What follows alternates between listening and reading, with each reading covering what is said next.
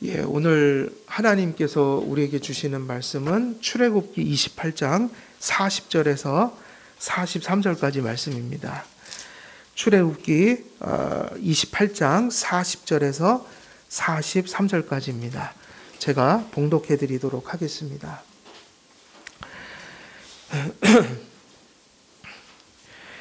너는 아론의 아들들을 위하여 속옷을 만들며 그들을 위하여 띠를 만들며 그들을 위하여 관을 만들어 영화롭고 아름답게 하되 너는 그것들로 내 형 아론과 그와 함께한 그의 아들들에게 입히고 그들에게 기름을 부어 위임하고 거룩하게 하여 그들이 제사장 직분을 내게 행하게 할지며 또 그들을 위하여 배로 속바지를 만들어 허리에서부터 두 널쩍다리까지 이르게 하여 하체를 가리게 하라. 아론과 그의 아들들이 회막에 들어갈 때에나 제단에 가까이 하여 거룩한 곳에서 섬길 때에 그것들을 입어야 죄를 짊어진 채 죽지 아니하리니 그와 그의 후손이 영원히 지킬 규례니라. 아멘. 오늘은 또 저희들이 이제 새로운 본문 40절에서 43절까지 또 이 말씀을 전하도록 하겠습니다. 오늘 우리에게 주어진 본문은 이제 일반 제사장들에 관한 말씀이에요. 그래서 사실 지금 말씀들이 쭉 이렇게 이어져 갈 때 지금 우리가 설교하고 있는 이 부분은 어느 위치에 서 있냐면 거기서부터 이제 얘기를 해야겠죠. 이게 지금 하나님께서 언약을 맺으시는 과정이라고요. 그래서 시내산에서 하나님께서 현현하시고 그리고 모세를 통해서 율법을 주셨잖아요. 그리고 이제 말씀, 율법 주시고 나서 이제 뭐를 명령하시냐면 성막을 명령하셨죠. 그럼 성막에 대한 설명이 다 끝나니 성막에서 봉사하는 것은 제사장들이니까 누구에 대한 이야기를 하고 있는 거예요? 봉사자들로서, 그죠? 사역자들로서 대제사장과 제사장을 얘기하고 있다.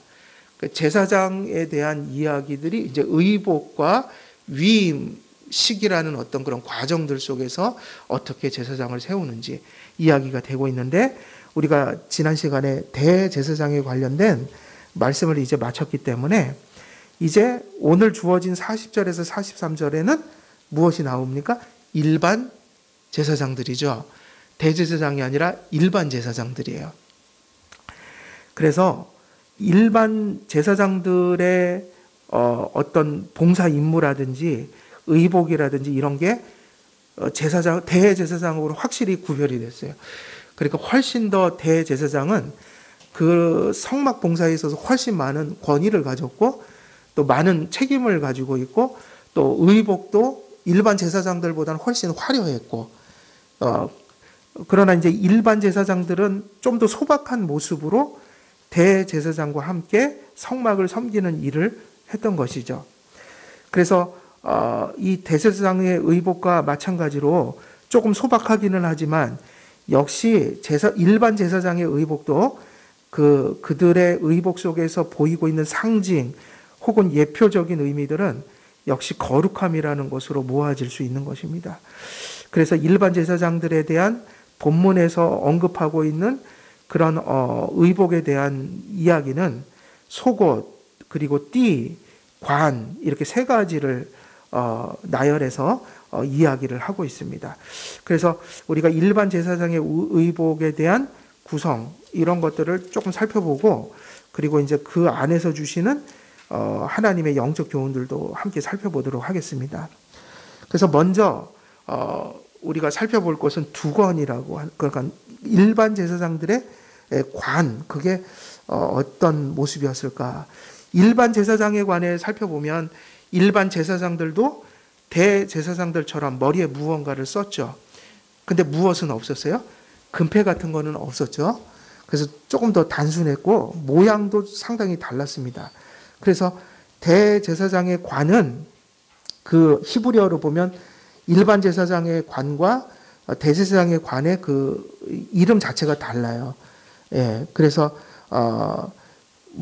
그 대제사장의 관은 미츠, 네페트 이렇게 불렀다면 일반 제사장의 관은 미크 바하 이렇게 돼 있어요. 미크바하. 그래서 일반 제사장의 관은 소위 말하면 어디서 이 말이 왔냐면 미크바하라는 말은 기부하라는 말에서 왔어요. 근데 기부하라는 걸 많이 들어보셨죠? 이거는 기부하. 기부하는 어디서 들어보셨어요?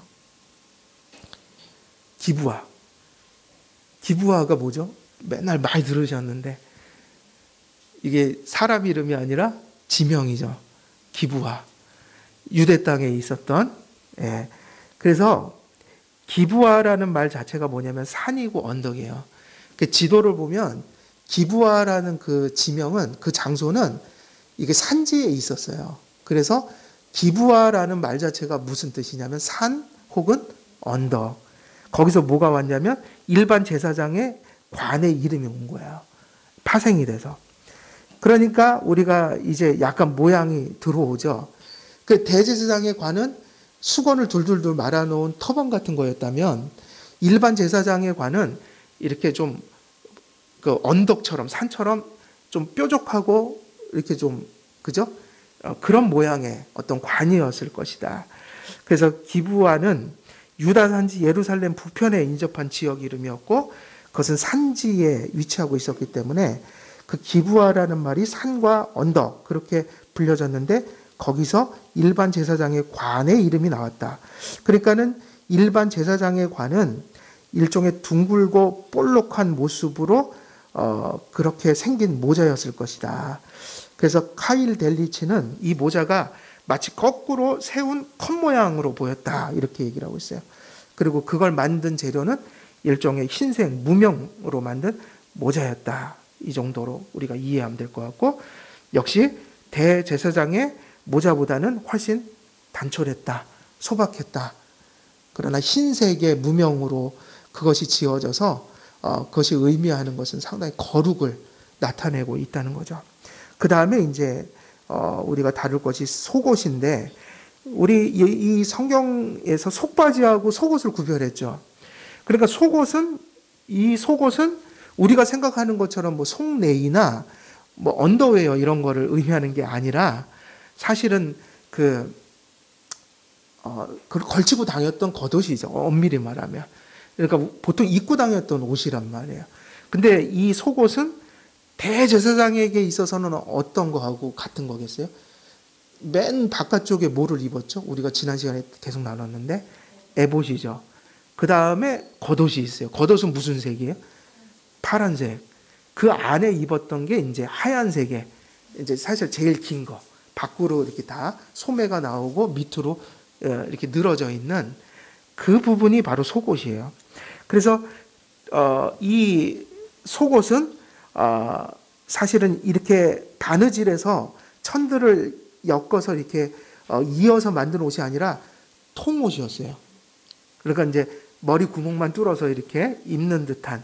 그래서 일반 제사장의 그 속옷은 예수님께서 입으셨던 속옷처럼 한폭, 즉 이음과 솔기가 없는 통으로 된 옷으로 여겨지는 것이에요.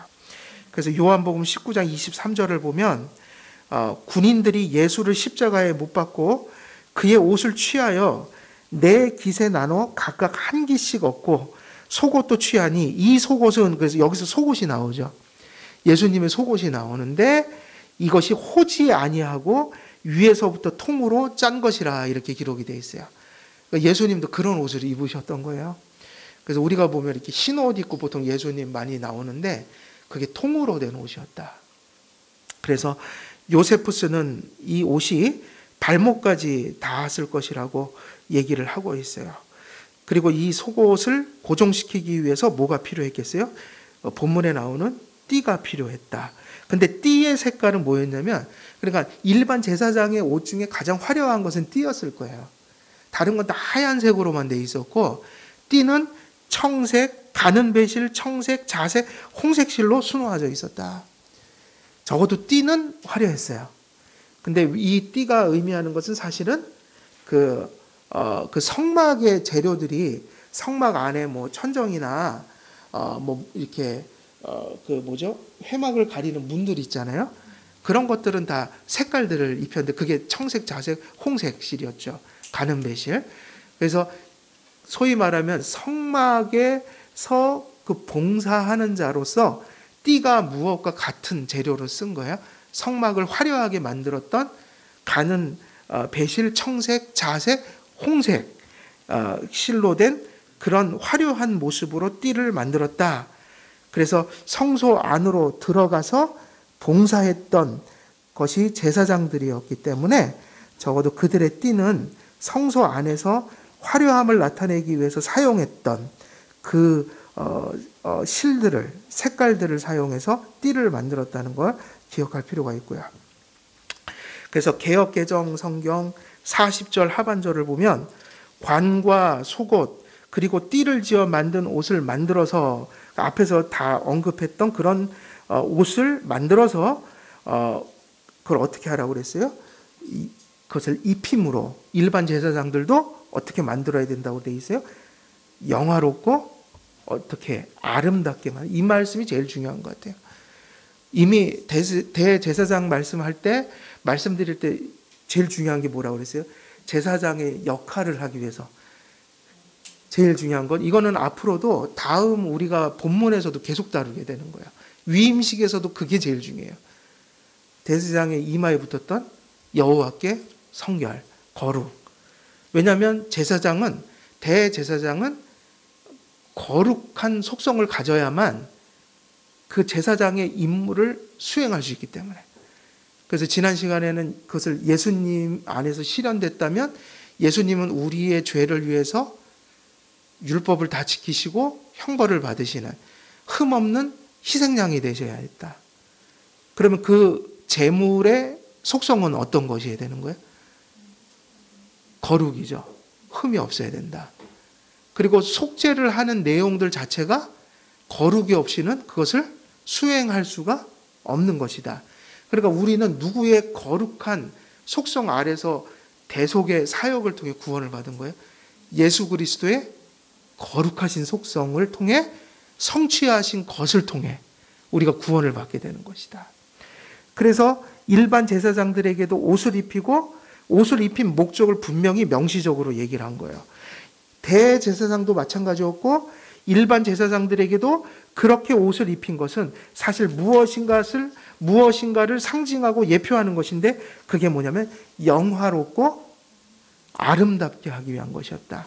그리고 하나님의 눈에 영화롭고 아름다운 것은 절대로 물질적인 액세서리로 얘기를 하고 계신 게 아니라고요.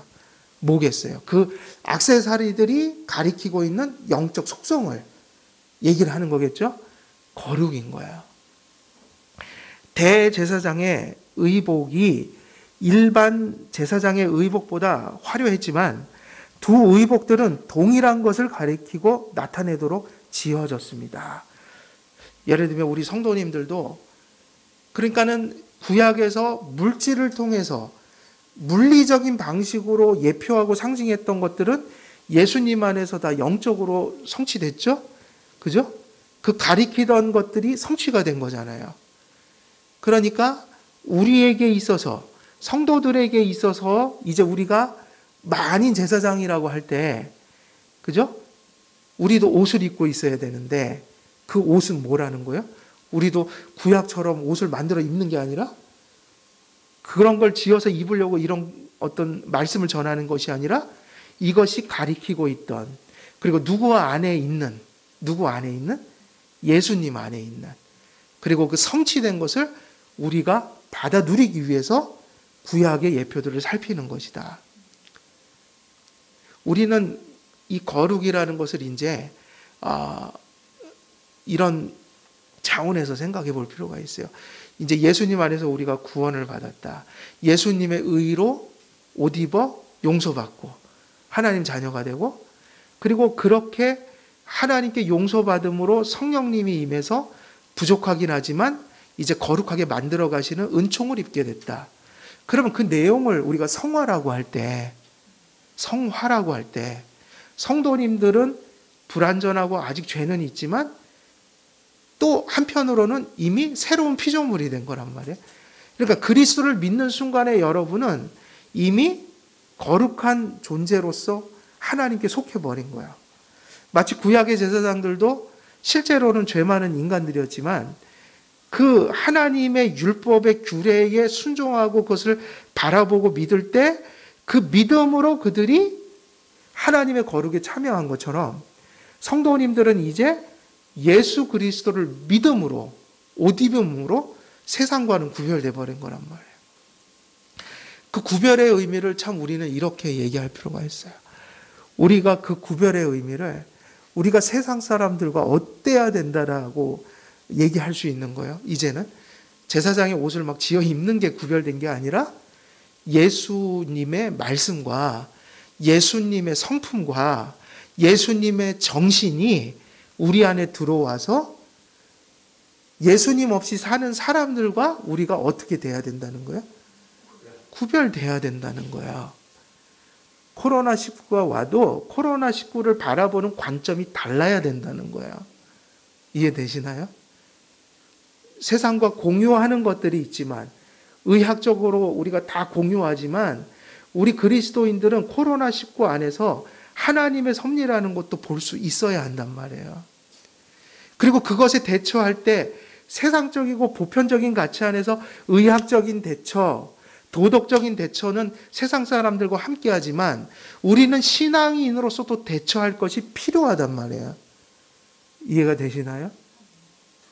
다 무장 해제해버리고 그냥 세상 사람들의 수준에 머물러서 끝내버리면 교회는 코로나19가 지나고 나서 아마 엄청난 하나님의 책망을 들을 수도 있어요. 우리는 우리의 정체성이라는 게 있거든요. 그리고 그것을 지키지 못하면 이 상황이 끝나고 나서 교회가 원점으로 돌아가지 못할 확률도 있어요. 그러니까 저는 이 얘기를 하는 거예요. 세상의 보편 가치는 믿는 자들이나 안 믿는 자들이나 함께 해야 된다고요. 그죠? 그러니까 우리는 이렇게 2m 띄우고 마스크 쓰고 온도 재고 손 닦고 방역하고 할 수 있는 걸 모든 거를 국가에 순종했어요. 왜냐하면 보편 가치는 지켜야 하니까. 그걸 다 함께 하면서도 우리는 세상 사람이 갖지 못한 정신을 가지고 코로나를 신앙적인 정체성을 지키면서 그리스도인답게 대처해야 된단 말이에요. 그것을 하지 않으면 나중에는 이 모든 것들이 지나가고 나서 어려움을 당할 수도 있어요. 그게 무엇입니까?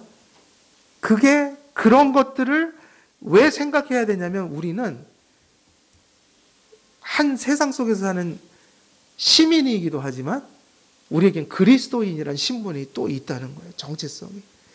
그래서 기독교인의 삶은 피곤해요. 이것도 지켜야 하고 이것도 지켜야 하고 그 모든 것들을 하나님 안에서 조화롭게 가져가야 되는데 하나님의 말씀이라는 기준이 사라지면 사실은 아무것도 남지 않는 거예요. 성도들에게는.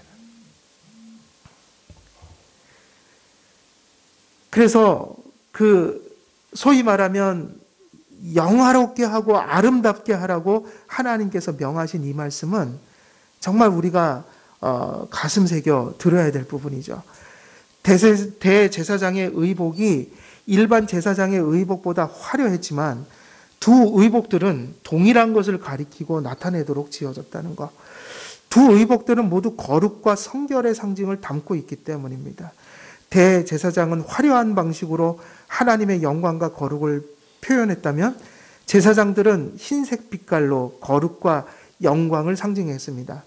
거룩하신 하나님께서 대제사장과 일반 제사장들에게 예표적이고 상징적인 의미를 담고 있는 의복을 입혀 거룩하고 아름답게 하셨고 이렇게 부름을 받아 성별된 대제사장과 일반 제사장들은 백성들의 죄책과 부패를 희생제사를 통해 속죄하는 곧 부패한 백성을 거룩한 백성으로 서게 하는 중보자적 역할을 할 수 있게 되는 것이었죠.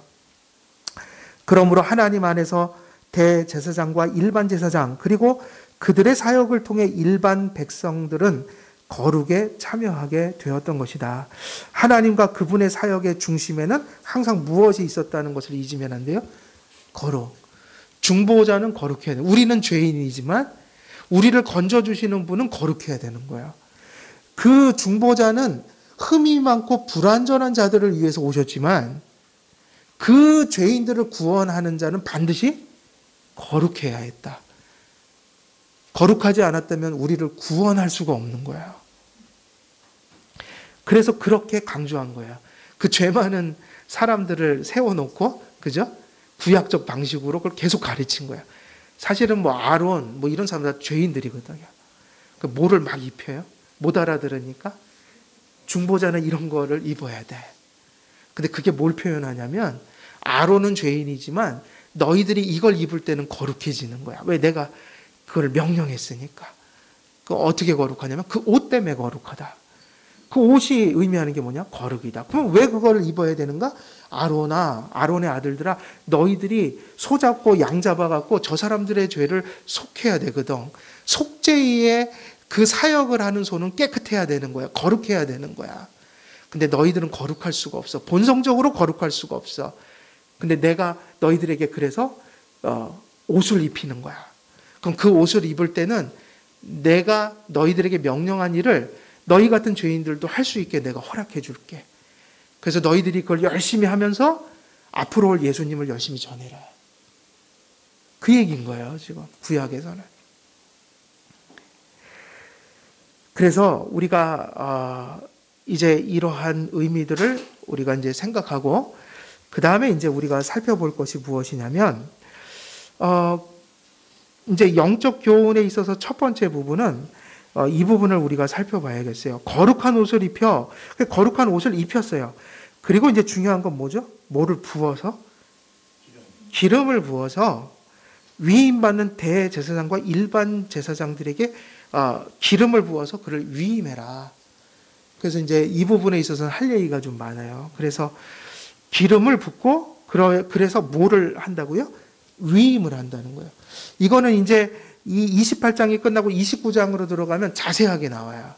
이제 그때도 또 얘기할 것이지만 일단은 여기서는 기본적인 얘기를 좀 해야 될 것 같아요. 그래서 41절에서는 아론과 그 아들들이 입어야 하는 그 의복을 넘어 그들에게 기름을 부어 위임하고 거룩하게 하는 의식에 대해 명령하고 있습니다. 그래서 기름 부음을 이제 명령하고 있다. 근데 반드시 뭐를 입은 상태에서요? 의복을 입고 그 다음에 이제 이 다음 단계로 넘어가는 거예요. 그래서 하나님께서는 아론과 그 아들들에게 하나님께서 명하신 의복을 입혀 기름을 부어 위임하게 하셨는데 이 모든 것을 모세가 거행해야 했습니다.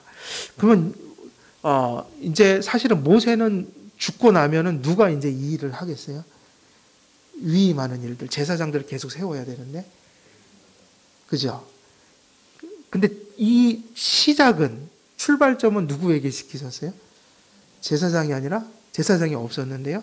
모세에게 시켰죠. 근데 칼빈은 다른 주석가들이 못 보는 걸 좀 많이 얘기를 해요. 이 부분을 주석하면서. 무슨 얘기를 하냐면 왜 모세에게 시켰을까? 아론이 할 수도 있는데 아니면 자기가 자기들을 하든지. 근데 왜 특별히 모세를 통해서 세우셨냐면 만일 모세가 세우지 않았다면 이 제사장직이 사실은 하나님이 명령하실 때 어떻게 이게 이어져 가는 거죠, 사실은? 혈통적으로 가죠. 아론의 자손들만 할 수 있잖아요. 레위 지파 중에도 아론의 자손들만. 그러면 이것이 만일 모세를 통해서 시작을 안 하면 사람들은 어떤 불만을 가질 수 있겠어요? 왜 아론의 자손들만 제사장을 할 수 있냐 이거예요. 그러면서 이렇게 얘기를 하는 거죠. 네 아버지가 세웠잖아. 그러면 그건 뭐가 되는 거예요? 일종의 혈통적인, 인위적인 세습으로 비춰질 수 있는 거야. 그래서 누구를 세운 거예요? 아론의 가문이 아니라 아론의 가문이 아닌, 그죠? 모세가. 근데 모세라는 사람의 특징은 뭐죠? 모세는 사람이 세웠나요? 하나님이 직접 세우셨나요? 그죠? 아론은 모세가 세웠어요. 통해서. 항상 그렇게 돼요. 아론은 모세를 통해서 세웠어요. 그러나 모세는 세운 자가 없어요. 왜냐하면 목동하고 있을 때 하나님이 직접 부르셨거든요. 그래서 모세는 사실 구약에 있어서 되게 중요한 사람이에요. 그래서 중보자적 예표인 거예요. 직접 세우셨다. 그래서 제사장직의 그 기원을 하나님께 두고, 그리고 그 제사장직의 시작을 아론의 혈통에서 세우게 하지 않으심으로, 위임을, 기름 부음을 모세에게 명령하심으로, 그런 소위 말하면 이스라엘 백성들이 그것을 세습한다라는 비판을 면할 수 있도록 하게 하기 위해서 모세에게 특별히 이 일을 명령하셨다라고 칼빈은 이런 부분을 좀 강조를 합니다. 그래서 어찌됐든 이 기름 붓고 그리고 위임하는 이 말씀이, 이런 사건들이 소위 말하면 29장에서 어떻게 기름 붓고 어떤 과정을 거쳐서 위임해서 세워라, 이 얘기는 29장에 하나님께서 명령으로 돼 있고, 이것은 어디서 실행이 될까요? 이 말씀의 명령을 실제로 이행한 것은 어디에서 됐을까요? 그것은 레위기 8장에 기록되어 있는 게 이제 실제적인 성취예요. 그러니까 29장에서는 뭐를 하신 거죠? 실제로 그 일을 한 게 아니라 명령을 한 거고, 이것을 실행한 것이 어디에 나온다고요? 기록이 레위기 8장에 나오는 거예요. 그렇게 이제 우리가 상식적으로 기억을 하고 계시고요. 그래서 이제 내용을 좀 살펴볼게요. 이 기름 붓고 위임한다는 말씀은 되게 중요한 말씀이에요. 매우 매우 중요한 말씀이다. 우리는 기름을 부어와 위임하고 거룩하게 하여라는 말씀에 주의를 기울여야 합니다. 그래서 기름을 붓는다는 게 뭐냐면 마사흐라는 단어예요. 마사흐. 그럼 마사흐라는 이 단어는 뭐냐면 기름을 바르다, 기름을 어떻게 한다? 붓다, 이런 뜻이에요. 근데 마사흐라는 것은 어디서 많이 들어본 어감이 있죠. 마사흐 이렇게 하면 우리가 많이 들어본 건데 무슨 말하고 비슷하죠? 메시아. 메시아가 누구세요? 메시아는 예수님이잖아요. 그죠? 근데 이 메시아라는 말이 어디서 왔다고요? 마사흐에서 왔어요. 그러니까 기름을 붓다, 기름을 바르다. 그럼 메시아라는 뜻은 뭐죠? 기름 부음을 받은 자라는 뜻이란 말이에요. 그것을 헬라어로 해석한 것이 뭐냐면 크리스토스, 그리스도예요. 그러니까 예수 그리스도에서 그리스도는 메시아라는 뜻이고, 이 메시아의 기원은 마사흐에 있단 말이에요. 그러면 구약에서 기름 부음을 받은 자들이 누구예요? 제사장, 선지자, 왕. 그죠? 그래서 이 삼직분, 뜨리오피시스라고 하는데, 이 삼직분이 누구를 예표하는 거예요? 예수 그리스도란 말이에요. 결국 예수님께서 우리를 구원하실 때 또 구원하시고 우리의 중보자로 선다는 것은 제사장, 선지자, 왕이 가리키던 것을 성취하신 일이다. 이렇게 이해가 되는 거예요. 그래서 구약의 선지자, 구약의 왕, 구약의 제사장이 바로 사실 일종의 메시아였죠. 예표적 메시아들. 기름 부음을 받은 자다. 그러니까 우리가 예수 그리스도 하면 그리스도라는 말은 뭐를 고백하는 거예요? 구약의 그 제사장과 왕과 선지자가 예표하던, 전하던 그분이 바로 예수님이시다. 기름 부음을 받은 자가 예수님이시다. 그게 그리스도다. 이렇게 얘기할 수 있는 거예요. 삼직분 안에는 그리스도께서 지상과 천상에서 성취하시고 수행하실 대속사역과 중보사역의 핵심이 예표되었습니다. 그러므로 기름을 붓는 행위는 직무를 감당하도록 성별하는 것이고, 그러니까 두 가지가 들어있는 거예요. 기름을 붓는다는 의미는, 기름은 1차적으로 성령님을 의미하고요.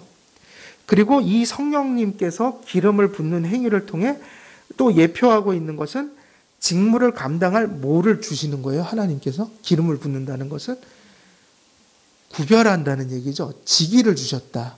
직무를 주신다. 근데 직무와 뭐는 함께 갈까요? 항상 이것도 오늘날도 똑같아요. 직분론도.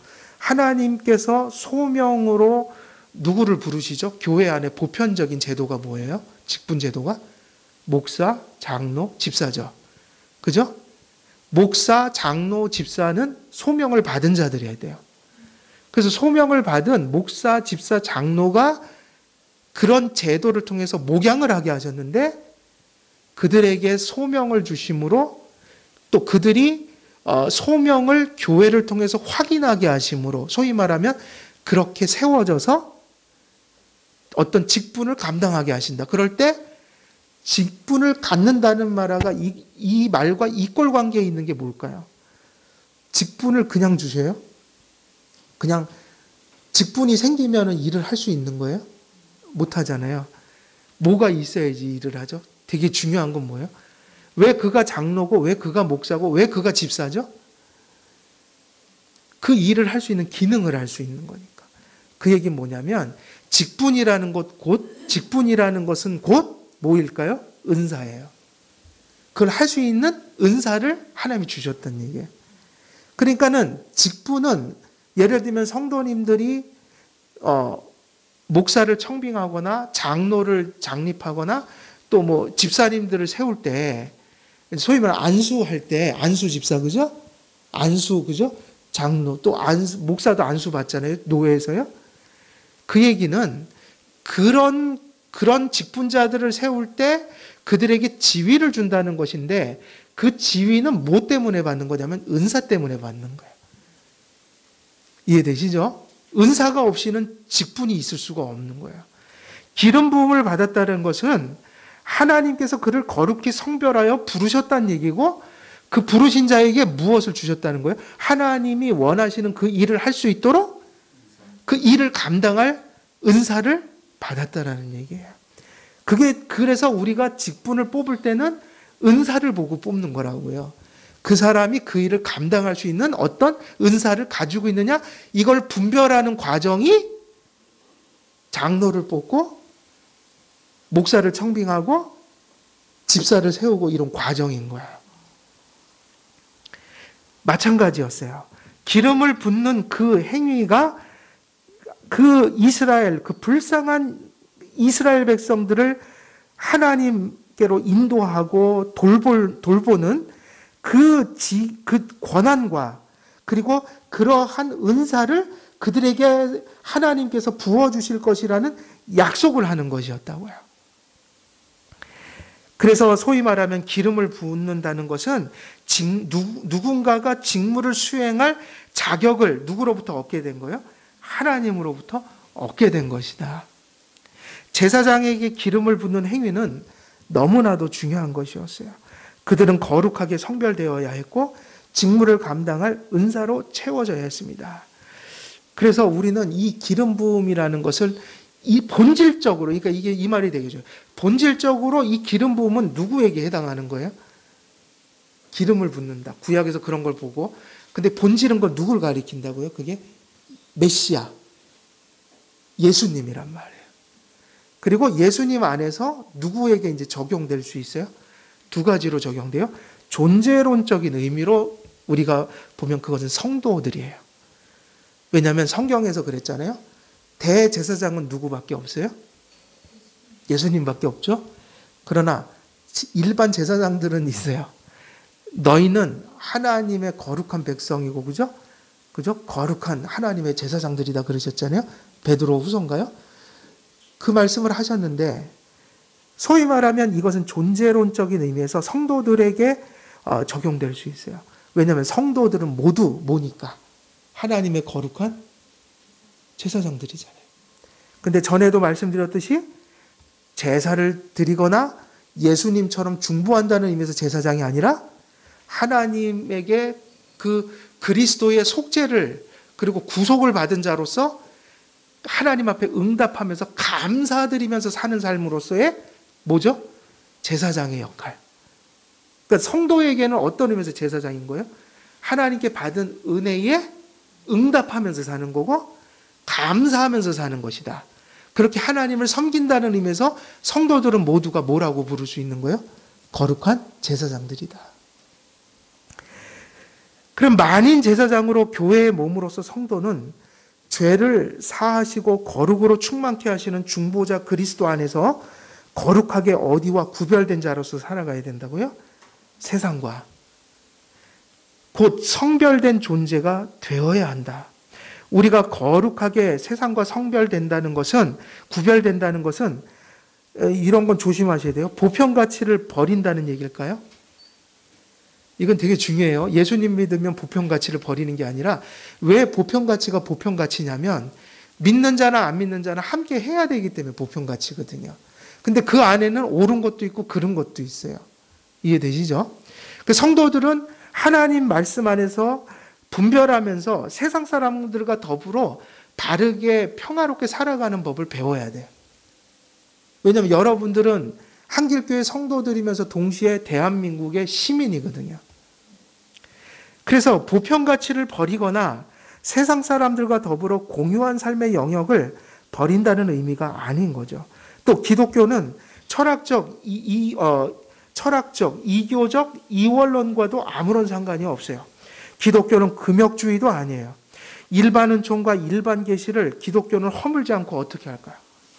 그러니까 우리가 보편가치, 세상에서 살아가는 가치들은 사실은 무슨 영역에 있어요? 일반 은총, 그리고 일반 계시. 근데 그 일반 은총과 일반 계시는 우리 기독교는 그것을 허무는 게 아니라 특별 은총과 특별 계시를 통해서 더 분명하게 하고 더 바르게 만든단 말이에요. 그게 무슨 얘기냐면 여러분이 세상에서 믿지 않는 자들과 더불어 살아갈 때 그 보편적인 삶 속에서의 삶을 기독교 신앙은 허무는 게 아니라 더 온전하게 만든다는 얘기예요. 그래서 여러분의 삶을 세상에 뭐라고 불렀어요? 빛과 소금. 예수님 믿는 사람들이요, 직장에서 똑바로 행동해야 돼요. 맞아요? 틀려요? 안 믿는 사람들보다 훨씬 더 많이 긴장하고 살아야 돼요. 왜냐하면 신앙적 가치를 그 안에서 보여줘야 되거든요. 세상 사람들보다 훨씬 바른 양심으로 세상에서 살아야 돼요. 단지 이윤 가치만을 가지고 직장 생활할 게 아니라 내가 세상 사람들에게 주목받는 그리스도인이라는 걸 생각하고 살아야 돼요. 그래서 세상 사람들은 할 거 마음대로 하고 직장 생활하지만 기독교인들은 사실은요, 훨씬 더 직장에서 많은 걸 절제하면서 살아야 돼요. 그래서 더 괴로운 게 많은 거예요. 직장에서 돼지머리 놓고 고사 지내보세요. 우리 얼마나 괴로운지 몰라요. 이해되시죠? 우리는 할 수 있는 게 있고 할 수 없는 게 있다고요. 그래서 세상 속에 들어가서 신앙을 지키면서 산다는 것은 쉬운 일이 아닌 거예요. 그러니까 빛과 소금이 되라. 그 얘기거든요. 하나님의 말씀, 성경을 성령님의 조명으로 깨달은 자만이 왜곡된 시야가, 영적 시야가 바르게 돼서 일반 계시, 그죠? 믿는 자나 안 믿는 자나 다 비추고 계신 일반 계시를 어떻게 하겠어요? 더 온전하게 해석하겠죠. 그리고 일반 은총도 똑같아요. 믿는 자나 안 믿는 자에게 똑같이 베푸시는 것이 일반 은총인데 사실은 타락한 자들에게 일반 은총이라는 건 늘 삐뚤어진 마음으로 그걸 누리게 돼 있어요. 근데 특별 은총이 임하면 일반 은총을 어떻게 누리게 돼요? 더 바르게 누리게 돼요. 그러니까 우리는 세상 밖으로 그렇게 분리돼서 사는 게 아니라 세상 속에서 살아가지만 세상에 속하지 않은 자로서 그렇게 나그네처럼 사는 삶이 또 있다. 그래서 우리는 소위 말하면 만인 제사장이 되었다. 우리가 하나님의 그 거룩하심에 참여하게 됐다. 우리 주 예수 그리스도가 메시아로서 예수님을 믿을 때 우리에게 성령을 주시면 우리 역시 그리스도 때문에 거룩하게 성별되는데 그것은 무슨 얘기입니까? 세상 속에 살지만 세상 사람들과는 전혀 다른 정체성을 지니고 전혀 다른 세계관과 가치관을 가지고 세상 사람들과 공유할 거는 공유하지만 그 공유한다는 의미가 다른 관점을 가지고 그 안에서 살아간다는 얘기예요. 보편 가치적인 면에서 우리도 세상 속에 살아가지만 우리는 세상에 속한 자들이 아니라 사실은 나그네처럼 하나님께서 부르신 자들이죠. 세상 사람들은 생명이 없고 우리 안에는 생명이 있기 때문이며, 성도와 교회는 지상에 살지만 하늘 본향에 속한 하늘의 시민권을 성도들이 가지고 있기 때문에, 그러므로 성도들은 보편사회의 시민의 지위를 넘어서서 우리가 어디 시민인 것을 늘 상기하면서 살아야 돼요. 우리가 대한민국의 시민이면서 동시에 사실은 우리는 하늘의 시민권을 가지고 있다는 거예요. 그래서 교회와 국가가 분리돼야 돼요. 교회는 영적 통치를 하는 기관이고, 세속은 일반 보편가치에서 질서를 유지하는 칼의 통치를 지금 시행하고 있는 기관인데, 우리는 시민과 성도의 지위를 둘 다 가지고 있다. 근데 시민으로서 살아갈 때 거룩하게 성별된 마음을 가지고 살아가야 된다는 얘기예요. 성도들은 그리스도를 믿어 그분 안에 성령을 받은 존재들이고 생명을 얻은 존재가 되었습니다. 성도들은 이런 의미에서 기름 부음을 받은 것이에요. 거짓 없는 마음으로 믿어 참된 신앙 고백을 하나님께 올릴 수 있는 것은 누가 내주하셨기 때문이에요? 성령님께서 내주하셨기 때문이다. 하나님께서는 참 신앙 고백을 가진 성도들을 용서하시고 거룩하게 하셨고 생명의 능력을 주심으로 그리스도인의 삶을 살아갈 수 있는 자격, 은사, 곧 힘을 주셨다는 거예요. 하나님 앞에 구속받고 감사함으로 하나님 앞에 순종하면서 응답하면서 사는 그 삶 자체가 제사장들의 삶이다. 그걸 이제 우리는 기름 부음을 어떻게 표현했냐면 그리스도인의 정체성을 가리키는 것으로서 존재론적인 의미에서 우리 성도들이 기름 부음을 받았다고 할 수 있다. 그 다음에 두 번째는 또 어디에 이걸 적용할 수 있을까요? 그 다음에 직분에 이것을 적용할 필요가 있어요. 기름 부음을 받았다. 교회를 목양하도록 봉사의 직무와 권한을 직분자들에게 주실 때도 동일한 원리가 성립됩니다. 이것은 존재론적 의미가 아니라 무슨 의미죠? 직분론적 그리고 사역적인 의미에서의 기름 부음이에요. 이해되시죠? 성도님들은 존재론적 의미에서 기름 부음을 받은 거예요. 성령님을 받은 거예요. 그죠? 그리고 사역적 의미에서는 누구에게 기름을 부으신 거죠? 은사적 의미인 거예요. 이건 교회를 소위 말하면 돌보는 목양적인 의미에서 직분자들에게 베푸시는 것이다. 사역적 의미의 기름 부음. 그것은 누구죠? 목사, 장로, 집사직이에요. 하나님께서 죄사함 받고 성화의 영을 받은 성도들 가운데 교회를 섬길 직분자들을 소명으로 불러 그 일을 감당할 자격과 아까 말씀드렸듯이 뭐가 중요하다고요? 직분은 곧 뭐예요? 은사란 말이에요. 은사를 베푸십니다. 목사와 장로와 집사직은 항상 중요한 게 뭐냐면 소명에 근거해야 되는 거예요. 소명이 있어야 해야 되는 거예요. 그래서 그 일을 감당할 자격과 은사를 베푸신다. 그래서 성령님께서 그 일을 감당할 은사와 성품을 베푸심으로 내적 소명과 외적 소명을 확인을 통해서 교회에 세워져 하나님의 사역을 감당하게 하셨습니다. 이게 장로교의 원리예요. 직분을 통하여 교회를 다스리신다. 목양하신다. 이렇게 세워져 직무를 수행할 자격과 은사, 곧 직무적 능력을 부여받아야만 목양을 감당할 수 있습니다. 이런 의미에서 우리는 이런 기름 부음을 어떤 의미에서 기름 부음이라고 할 수 있어요? 사역적 의미에서의 기름 부음이다. 그러므로 기름 부음은 구약의 예표로서 삼직분과 그 성취로서 그리스도 안에서 성취되었습니다. 그리고 적용적인 의미에서는 존재론적으로는 그리스도인의 정체성과 관련해서는 성도들에게, 그죠? 성도들은 기름 부음 받은 자들이에요. 그리고 사역적 의미에서는 누구에게요? 목사와 장로와 집사와 같은 하나님께서 소위 교회를 소위 목양하게 하시는 보편적인 은혜의 수단으로서의 직분제도, 제도를 의미해요. 거기에 있어서 하나님께서 사역적 의미에서 기름 부음을 주셨다. 그런데 이 한국에서는 이것이 중요한 교리인데 이 기름 부음에 있어서 되게 위험한 사고들을 많이 하셨단 말이에요. 그게 무엇일까요?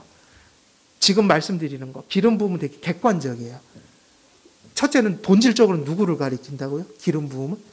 예수, 그리스도, 그리고 성도님들의 정체성, 그리고 또 뭐죠? 사역적 의미에서의 직분자들을 세운다는 의미.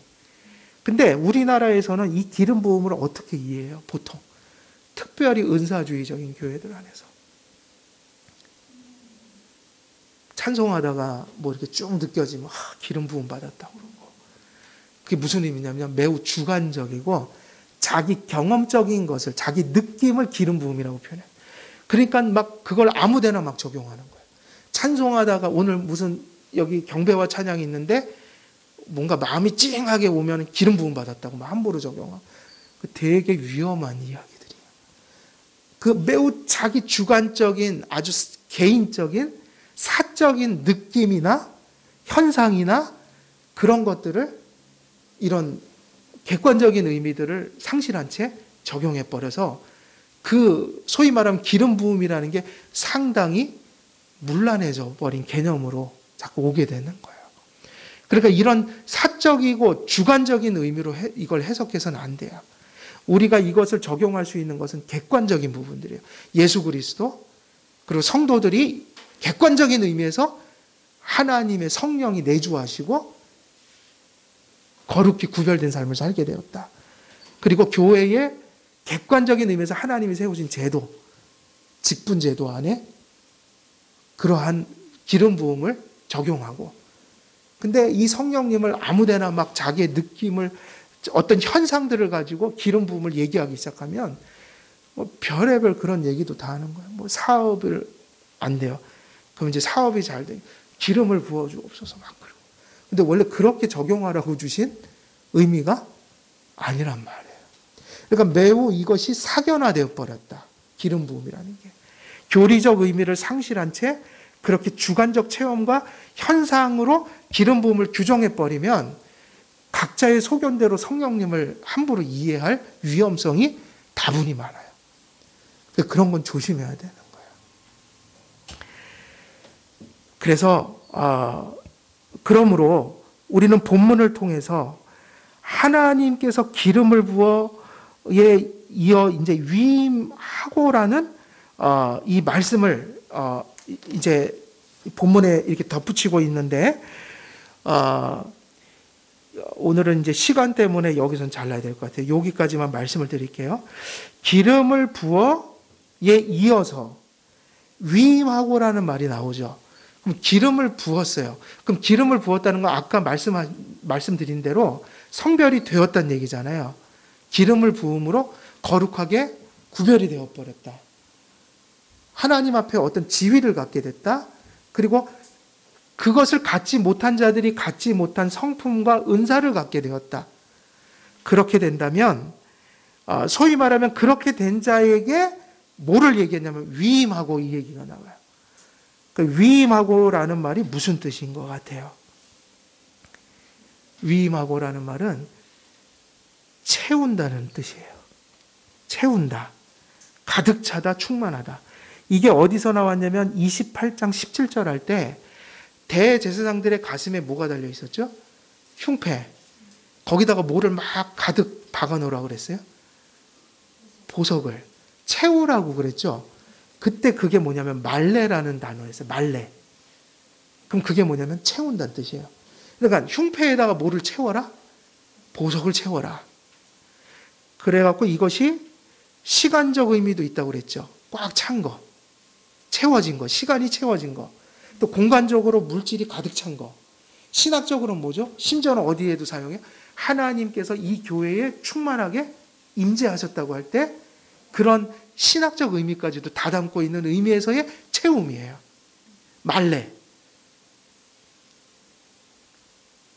그러면 위임한다는 의미가 뭐냐면요. 쉽게 말하면 이 의미예요. 제사장들이 기름 부음을 받아서 거룩하게 구별되면 뭐가 가능해지냐면 그렇게 구별된 자들에게 다음에 임하는 하나님의 말씀이 그들의 손을 채우라는 뜻이에요. 채우라. 손을 채워라. 그럼 여러분, 제사장들의 손은 무엇으로 채워질까요? 그러니까 구약의 제사장들 손 갖고 뭐가 있겠어요? 뭐 안수도 하고 제일 중요한 건 그들의 손에 뭐가 쥐어져 있는 거예요? 제물이 쥐어져 있겠죠. 희생제물. 이해되세요? 제사를 누가 지내요? 제사장들이. 그러면 그들의 손에 항상 채워지는 건 상징적 의미인데 그들의 손에는 항상 그 성막에서 행하는 봉사적 의미에서 관련된 것들이 늘 그들의 손에 가득 채워져 있다. 예를 들면 희생제물이 그들의 손에 늘 채워져 있다. 그럼 이 얘기는 무슨 얘기냐면 사역을 의미한다고요. 사역을 의미한다는 것은 그들의 손에 희생제물을 만지고 붙들고 잡고 그래서 늘 그들의 손에 그런 것들이 떠나지 않는 그런 의미에서 채워진다는 의미예요. 그러니까 이 얘기는 이렇게 연결이 되죠. 하나님 앞에 거룩하게 기름 부음을 받고 성결이 돼서 성별이 되면 그들은 이제 그들의 손에 무엇을 잡을 수 있는 거예요? 가득 채울 수 있는 거예요? 제사와 관련된 것들을 가득 채울 수 있는 거예요. 그 얘기는 뭐냐면 그들이 비로소 하나님 앞에 임무를 수행하게 된다는 거예요. 그래서 이 위임하다라는 말의 원래 뜻은 뭐냐면 손에 제물을 잡고 하나님께 제사 드리는 것. 다시 말하면 이런 의미에서 그들의 손은 그런 것들로 가득 채워져 있다. 다시 말하면 사역으로 충만해 있다. 이제 그런 뜻을 가진 거죠. 그래서 역대상 29장 5절을 보게 되면 금, 은, 그릇을 만들며 장인의 손으로 하는 모든 일에 쓰게 하였노니 오늘 누가 즐거이 손에 채워 여호와께 드리겠느냐 할 때 누가 즐거이 손에 채워 여호와께 드리겠느냐 할 때 손에 채워가 뭐냐면 바로 이 말레라는 단어를 사용한 거예요. 그러니까 말레라는 뜻은 뭐죠? 손에 무엇인가를 가득 채운다. 근데 제사장들의 손에는 무엇이 가득 차 있다고요? 사역과 관련된 것들이 늘 손에 가득 채워져 있었다. 그럼 이제 위임이라는 것은 기름 부음을 받아 성별되어 이제는 하나님의 사역으로 그들의 삶이 늘 그렇게 진행된다는 것을 상징적으로 의미하고 있는 것이죠. 그러므로 기름 부음을 받게 되면 제사장의 그 손은 직무를 수행하기 위해 희생제물로 채워지게 된다는 의미를 갖게 되는 겁니다. 기름 부음은 아론과 아론의 아들들에게 그들의 제물을 바칠 자격을 부여하는 것이죠. 그러한 자격은 어디서 옵니까? 하나님으로부터 거룩하게 성별될 때만 가능한 것이죠. 더러운 손 자체로 제물을 드릴 수가 있어요, 없어요? 그러니까 이 의미가 되게 의미 있는 거죠. 왜 기름 붓고 사실은 여기에 이게 다 빠져 있어요. 29장으로 가면 다 나와요. 제사 지냅니다. 제사장들을 위해서. 기름 붓고 피를 막 바르고. 그러니까 결국 제사장들이 뭐를 씻어내야 되는 거예요? 자기들의 죄를. 그래서 깨끗하게 되면 손에 뭐를 집을 수 있는 거예요? 제물을. 그래서 그 손을 가지고 뭐를 해요? 거룩한 일을 해요. 그죠? 양을 잡고 또 하나님께 바치고 또 백성들을 위해서 그 손으로 많은 걸 할 수 있게 되는 거예요. 근데 더러운 손으로는 그걸 할 수가 없다. 우리가 예배할 때, 생활할 때, 또 직장에 가서 항상 아침에 회개하면서 시작하면 좋을 것 같아요. 그죠? 오늘도 깨끗한 마음으로 하루를 시작하게 해주세요. 그죠? 하루가 그래야지 제대로 갈 거예요. 깨끗한 손이 아니면 제물을 드릴 수가 없어요. 하나님이 디모데서 보면 그 얘기 나오잖아요. 그릇이 많다. 뭐 금그릇도 있고 은그릇, 녹그릇도 있고 무슨 그릇도 있어요? 질그릇도 있고. 근데 사실은 하나님은 어떤 그릇을 쓰실까요? 금그릇이냐 질그릇이냐 이게 중요한 게 아니라 깨끗한 그릇을 쓰신다. 더러운 손으로 아무것도 할 수가 없어요. 목사도 하나님 앞에 잘못할 때가 있잖아요. 많잖아요. 그게 마음속에 하나님 앞에 회개 안 하고 오면 설교가 양심이 계속 찔러갖고 잘 안 된단 말이에요. 여러분도 똑같아요. 가정생활, 직장생활, 또 예배. 항상 시작이 뭐로 시작해야 될까요? 하나님 앞에 우리의 죄를 토설하고 용서받고, 그래서 우리의 예배 순서에는 십계명을 낭독하고 회개하는 시간이 들어있는 거죠. 불결한 손으로 드리는 제사를 하나님께서는 받지 않으십니다. 기름 부음은 그런 의미에서 위임하고의 전제가 되는 것이죠. 하나님께서 거룩하게 성별하는 일이 선행되어야 하고 그렇게 하심으로 직무의 자격이 주어져야 그 손에 재물을 채우고 그것으로 하나님께 제사를 행할 수 있었던 것입니다. 따라서 그들의 충만함은 성결에서 비롯되는 것이었다.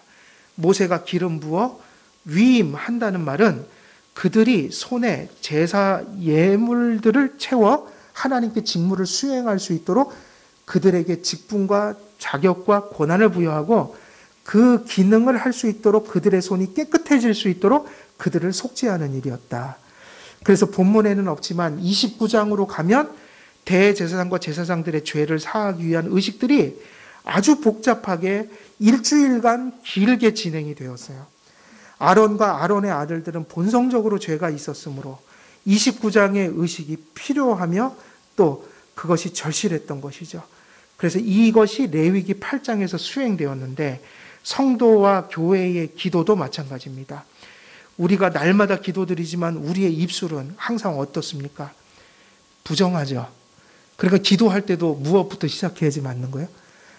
예, 기독교 강요 보면 그렇게 쓰여져 있어요. 우리의 기도에 있어서 가장 큰 전제는 회개다. 우리의 입술은 언제나 부정하고 우리의 마음도 오염으로부터 자유롭지 못합니다.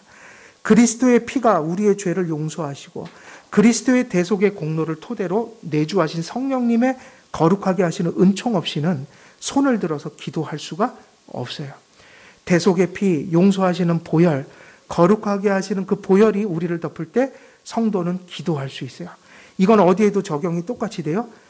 우리의 인격, 우리의 예배, 우리가 행하는 모든 선행이 하나님께 올려지기 위해서는 먼저 뭐가 필요해요? 회개가 필요해요. 심지어는 선한 행위도 우리의 부정한 것이 섞여 있단 말이에요. 그리스도의 피가 그것을 덮어야 우리의 행위가 하나님께 받아들여진다.